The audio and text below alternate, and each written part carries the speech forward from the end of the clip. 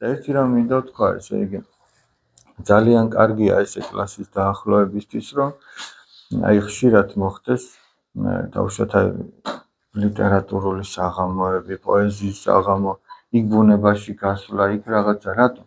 შეიძლება სკოლაში ადამიანის ყველა უნარი არ აჩანს და აქ თუ სკოლაში ვიღაც ჩანს, რომ აი ძალიან კარგია და ის არაფერს აკეთებს, ბუნებაში გახვიდე და აღმოაჩინო, რომ იმას რაღაც სხვა უნარები აქვს, ისეთი სხვას რო არ აქვს. ხო და ყველა იმ უნარით არის ძვირფასი, რაც მას აქვს. აი ძალიან კარგი წიგნია, მედი მაქვს თქვენ წაკითხული გაქვთ. თევზი ხეზე. ლინდა მალალი ჰანტი. ეხლა თევზს ვინ სთხოვს იმას, რომ ხეზე ავიდეს? თევზის საქმე სხვა რამეა და ის თავის საქმეს აკეთებს.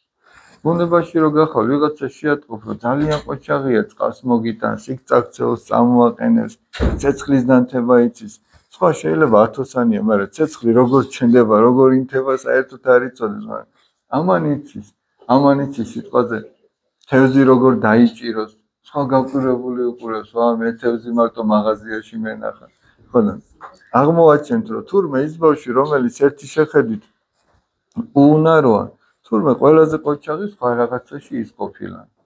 ხო და სხვაგვარად დავინახავთ ერთმანეთს, სხვაგვარად კრავს მე ესეთი და მე ვფიქრობ, რომ აი ესეთი ბუნებაში გასვლა, იქ საუბარი, იქ რაღაც თემების განხილვა უფრო მეტს მისცემს ადამიანს, ვიდრე მერხთან ჯდომა.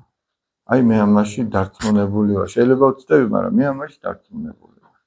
იმიტომ რომ აი ეს ეგრეთ წოდებული არაფორმალური განათლება უფრო მიმზიდველიც არის და უფრო შედეგიანიც არის ბავშვისთვის. იქ სხვანაირად. ჩვენს განვიხილეთ რა კლასში, რომ რა გადაჭრის გზები შეიძლება და ყოფილიყო. რომ გურამს ისე არ დავაცნობდა და έτσι თქვით ექსკურსიები. ძალიან კარგია, მაგრამ კლასი, მშობლები და მასწავლებელი ყველანი იკრიბებიან ერთად.